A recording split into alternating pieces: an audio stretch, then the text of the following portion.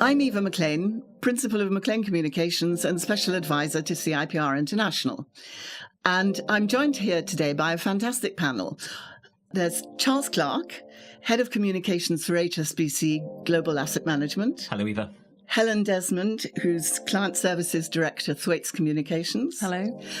And Josh Glendinning, who's Senior Research Manager at Opinium Research. Hello. So welcome to you all as well. And I'd like to kick off talking about the impartiality of research. So is it no longer seen perhaps as objective and impartial these days? Josh, do you want to start us off on that?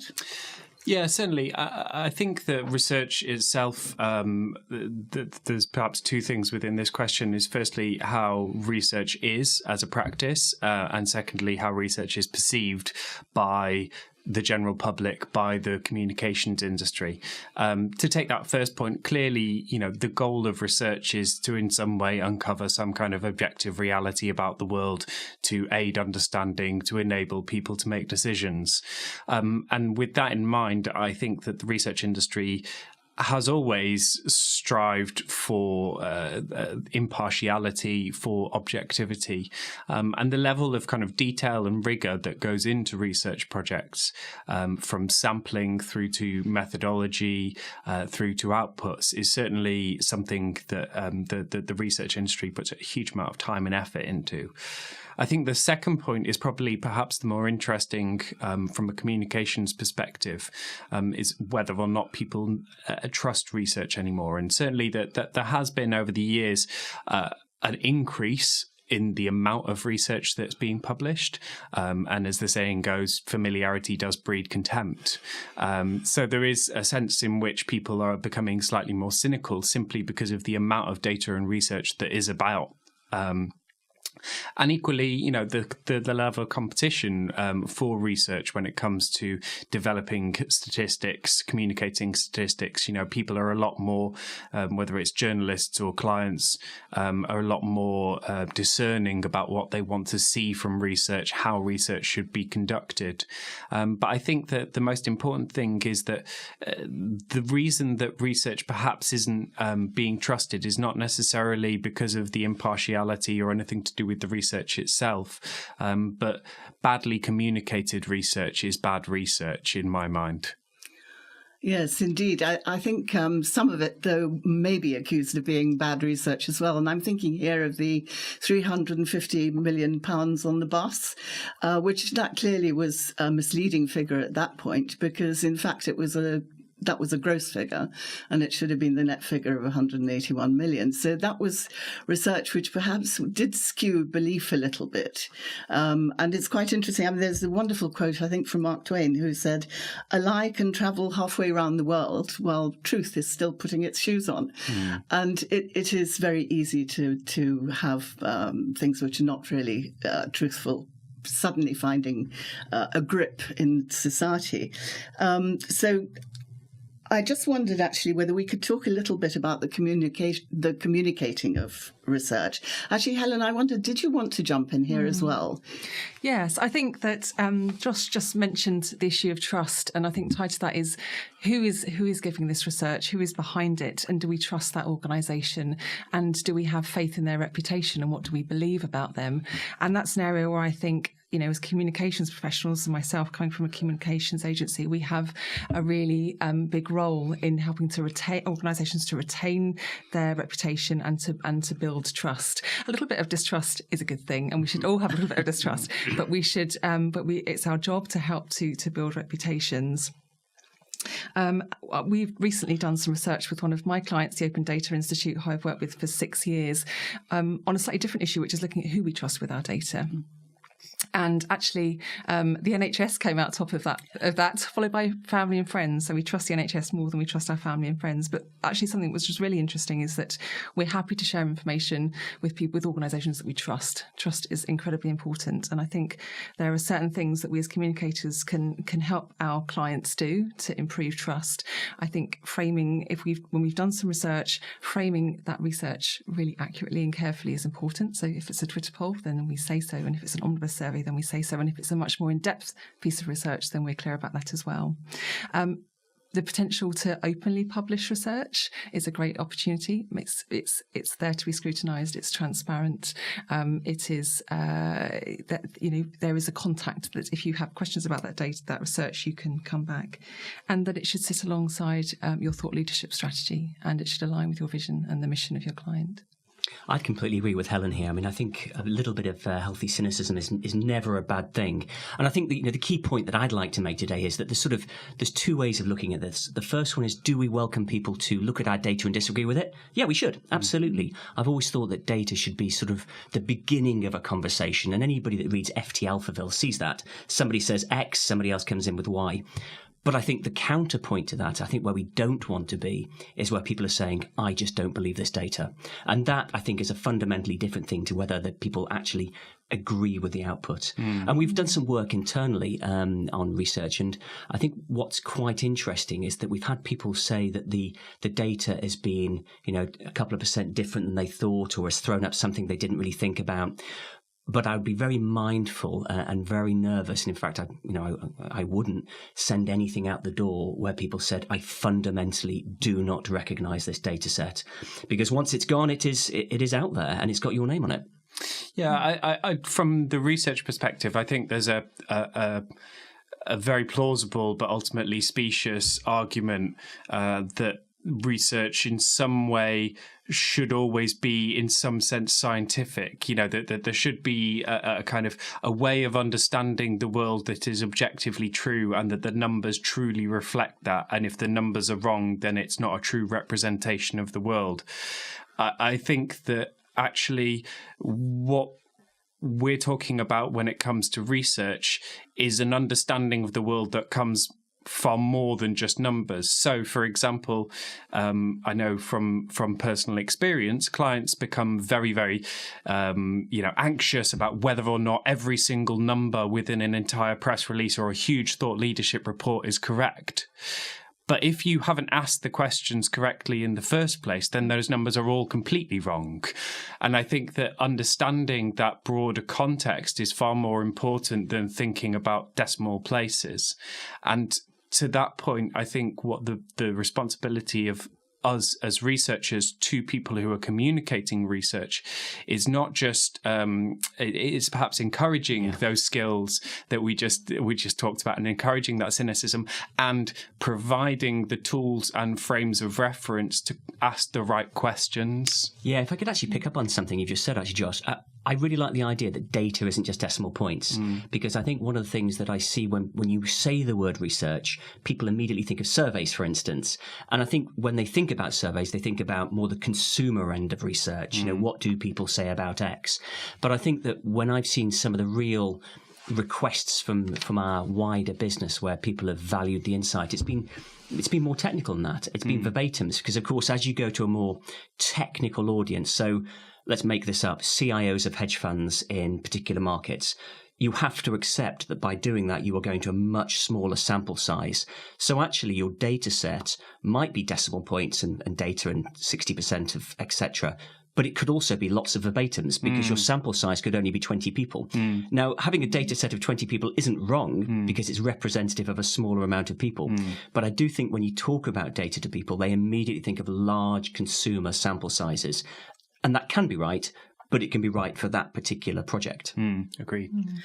Yes, I think that's brought us to some interesting thoughts on absolute truth as well, Josh, which, I think is probably a subject it's for another my philosophy degree coming back in. Well, there you are, mine too. And mine. Unfortunately, I don't have them. I think this whole idea of communicating ethically and accurately is really interesting, because now we have so much data thrown at us, and we have so much responsibility to actually report it accurately. And actually things like radio particularly, or any journalist, like a big strong headline, a very simple message, which some research which is very nuanced really doesn't allow us to do. And if you're standing in front of the Today programme being grilled about something, they don't want a nuanced piece. They want something which is really going to hit the news. So perhaps we could just talk about that a little bit, how to how to communicate things ethically, but also the fact that, even reality isn't always appreciated. So I know if you ask people in the UK generally, what percentage of immigration is there, people will normally quote you up in the 20s, high 20s even, percentage-wise, where actually the figure is only 13%. So there, somewhere, the communication hasn't really come across. So would you just like to talk broadly on how to communicate accurately and ethically? Charles? Yes, I think that's a great question, and I think Josh picked up on some of these things earlier when we talk about the fact that the data sets have got to be robust. And I know you spoke about it as well, Helen. I think data sets need to be robust so people are not questioning the data, but also I think there is a requirement for the communications industry to make sure that when we do present data, we do so clearly. I'm not trying to sound flippant now, but this is something that occurred to me on the way over here. We had recycling bins in our office. And of course, one of them said there were X thousand plastic cups used last year. And you couldn't help but look at that and think, is that a lot? Is that a huge amount? Well, it's a very big building. Is it a lot? But then, of course, somebody had taken this forward in a more campaign approach and said, that's equivalent to 10 Big Bens. And that was fantastic. Yes. Now, I know that's a flippant point, but I think it does help to sort of take the abstract and put a little bit of context around it. And maybe that just sort of appealed to my brain. But I actually thought that was a very clever twist on what was essentially the same bit of data. Yes, it's what communicators tell us to do, isn't it? Absolutely. As big as Wembley Stadium. Yeah, that's right. One of my favourite PR headlines of recent years was that British school children spend as much time outside as prisoners. On average, which equally, probably was born of a survey, and you could say, British children spend 37 minutes outside each day, but that is not the same headline as saying they spend less, the same amount of time outside as prisoners. Absolutely. I read an interesting something from an American think tank saying that the language which is growing most in America is Telugu, which is a South Indian, I believe, language, and it's grown by 86% in the last few years. Well, actually, it's still outside the sort of top 20 spoken languages in the US, but it's grown a lot. So it's the way we present these figures, isn't it, is really very, very key. One of the things that really has changed in recent years is everything to do with the internet, with the amount of data that we have, with what's being thrown at us all the time. And I think it was the Russian Minister of Defense who said information is another type of armed force. Very powerful statement. But one of the things that's really interested me is open source investigation. And Helen, that's probably right up your street. You know far more about it than I do. But one of the things that interests me is that as journalists or as CIPR members, we actually have to adhere to a code of conduct. But when you're talking about open source communities and open source investigations, they're not actually bound by any codes of conduct. So how do you think that communicators should adapt to that and work at it in the face of this new growth? Yeah. So data is growing exponentially. We collect data in a way that we never have done before on all sorts of things. Companies collect data, sensors collect data, the Internet of Things collects data. We live in this incredibly data-rich world, and that produces both opportunities, lots of opportunities, I think, in communications for us. It poses certain risks, as we've seen this year with Facebook and Analytica. We're not always really sure what other people are doing with our data, and that's quite troubling. But as I say, it produces lots of opportunities, and in a couple of ways. And I think for us working in communications agencies, it allows us to work with our clients who are collecting a lot of this data and perhaps aren't really quite sure what to do with it, and aren't really sure what stories might be in that data that allows them to talk about what they do as an organisation, about the behaviour as their customers, and about their mission. And we can help them unlock some of those stories.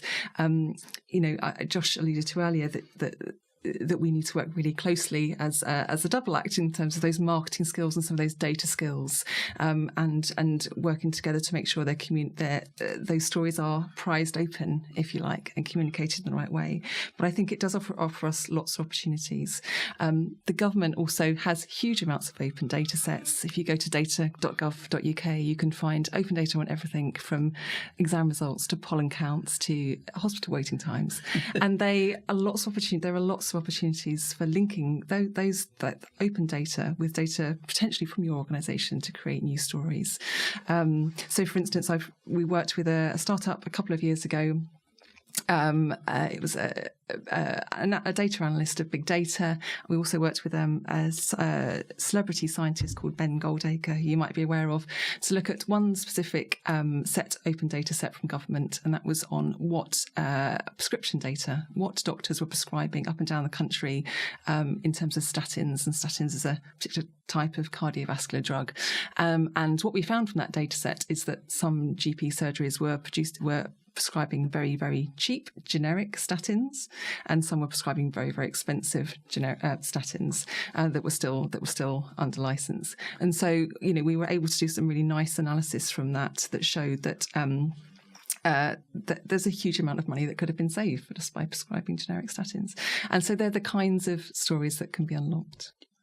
And I think that there's something quite interesting there relating to what we were discussing before in terms of making data human and communicating data on a human level. It's that actually data now is becoming something that is also available on a human level. And I think previously there was a kind of totalizing aspect towards the collection of data. The idea of GDP being a single number that can encapsulate the entire happiness and wealth of an economy. And actually, there's quite a famous example from a focus group in the northeast of England when, people were asked, well, what do you think about the GDP numbers? The economy is going well. And somebody turned around and said, well, that's not my GDP. And I think that new sources of open data offer us the opportunity to actually have a bit more of a nuanced sense around those bigger stories. So there's the headline percentage, but delving a little bit deeper helps you to understand, okay, well, that's an average, but how does that affect people in different ways? And how does it affect people on an individual level, on a community level, on a personal level? Yeah, and I'd add one thing to that. I think when you look at open data, one of the things that we have to have in our mind when we go out with any press release or any insight report that has data in it, people have Mr. Google at their fingertips, and they will check it out. Mm-hmm. So that's not a bad thing. No. I'm entirely happy to have statistics to be held accountable, and people want to disagree. That's absolutely fine. But I think, when people are sending anything out to mass audiences and journalists, it has just got to be completely accepted that people are going to look at this instantly. And they have the tools to do so. Mm-hmm. Do you think there's a difference between communicating with mass audiences and communicating with a very small audience? What are the differences there? That's a good question. I think when we're communicating with a mass audience, what I have in my mind is, for instance, a consumer research story that might go out to the national press. And what I've got in my mind when I'm thinking of a smaller audience, I'm thinking of something that might be not necessarily for media use, but it might be, for instance, to inform the strategy of a specific team within a specific business. And I think then, and this is a point that Helen made very, very well earlier, which is about what you actually want to do. What do you want to find out, and does it actually meld with your overall campaign?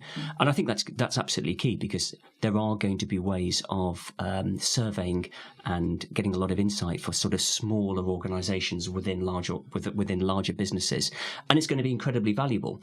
But it's going to be feel like a very different kind of data than, for instance, a consumer poll that has gone out to absolutely everybody.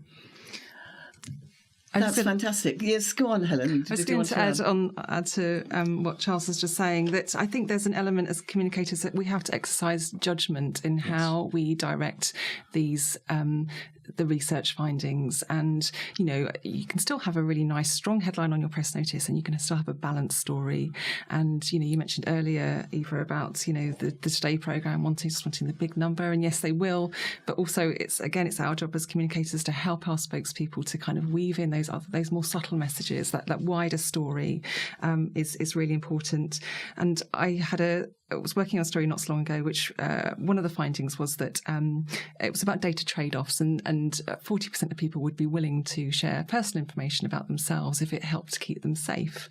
And, we hoped that we would get some nice balanced consumer press on this, and I spoke to a journalist at the Express, and she was, we had a really great conversation, but for her it was all about terrorism.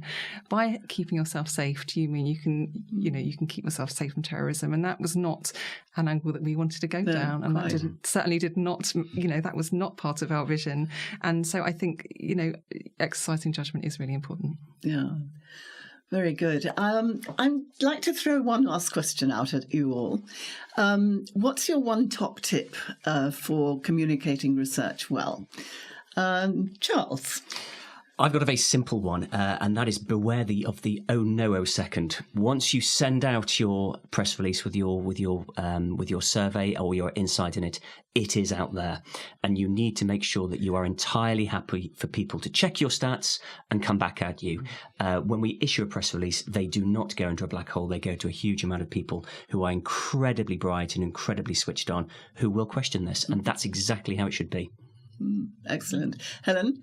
I would say that don't let the promotion of your research findings sit in isolation. They should absolutely be aligned with your thought leadership strategy about the beliefs of your organisation, of your client's organisation, and what they, as a company, are trying to achieve in the world and the difference they're trying to make. Very good. Josh? I think my tip is that communications has as much to learn from research as research does from communications. I think that well-researched communications involves knowing who your audience is. It involves knowing who the right journalists are. It involves knowing the right channels. All of those things that we think increasingly are important for insights and planning a good strategy. And similarly, from a research perspective, well-communicated research is good research. It doesn't matter how great your sampling strategy is. It doesn't matter how precise your numbers are. If your research is not communicated in a way that is accurate and also persuasive and straddles that very tricky line, then it simply won't be effective in achieving your goals. Well, that's a fantastic set of tips to end on. Thank you very, very much. Thank you, Charles, Helen and Josh, for being such a great panel. Very interesting indeed. And thank you also to Lansons, who are sponsoring this podcast.